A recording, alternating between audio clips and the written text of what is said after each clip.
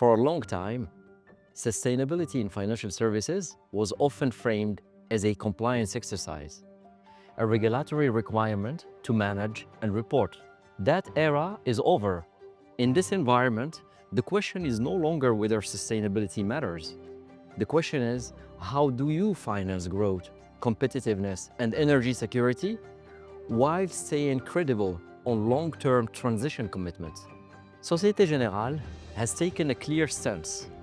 The group has committed to mobilizing 500 billion euros in sustainable finance by 2030 and has positioned sustainability not as a constraint, but as a driver of business transformation. I am delighted to be joined today by Hasina P., Chief Sustainability Officer of Societe Generale. Under her leadership, Societe Generale was named the world's best bank for ESG at the 2025 Euromoney Awards, a recognition that sustainability finance can create value for clients, shareholders, and society at the same time. Hasina, thank you very much for your time today. Tell us a bit more about this recognition. How did you achieve it and what does it mean? Sustainability is not about ideology, not about communication. It's about strategy and business. And more than that, I think it came after 2 years of deep transformation of the bank. Transformation about the strategy itself, the way we did business, the way we asked people to rethink about the value added for their clients in the transition, about the risks we wanted to take, about training people. We decided to create a specific department for ESG in the risk division, in the finance division, in the operations, everywhere. Today's word is about energy security, electrification, a lot of instability from a geopolitical perspective. How do you manage from a strategy, business strategy perspective to make sure that sustainability is not a constraint in the face of growth? We cannot be the ones constraining business, excluding business. So for us, if you want sustainability in our bank to really have a word and be heard, we need to push for growth. So in our institution, we take a long-term view and we believe this is business and value creation. In your perspective, is this transition incremental? Well, I think we discovered some years ago that it had to be a fundamental change.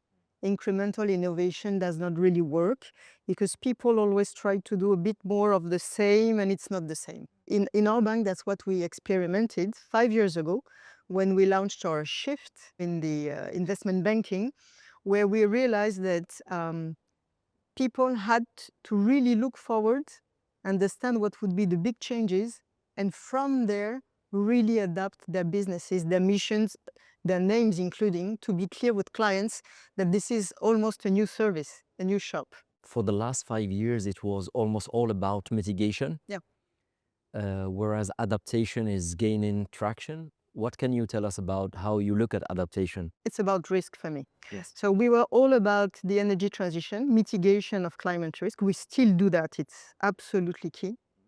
But at the same time, unfortunately, the transition is a bit delayed and we see growing physical risk, for example. Nature is telling us something and now we need to adapt. So we need, with our clients, to have this conversation about their vulnerabilities.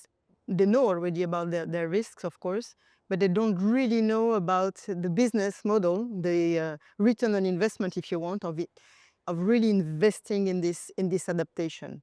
During this journey that you shared with us, can you tell us how you managed to leverage BCG on one side and Qantas on the other side? It's a good opportunity for me to thank you and the teams. We were thankful because BCG came in and it was as if I had all of a sudden an extra team in my team.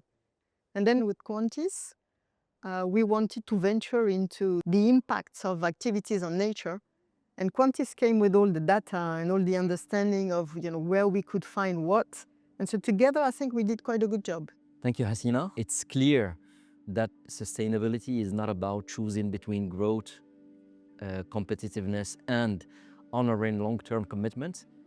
It's rather about redesigning growth itself. And this is probably the biggest challenge that banks have to face in the next decade. Thank you very much for the conversation. Thank you, Amin. Thank you.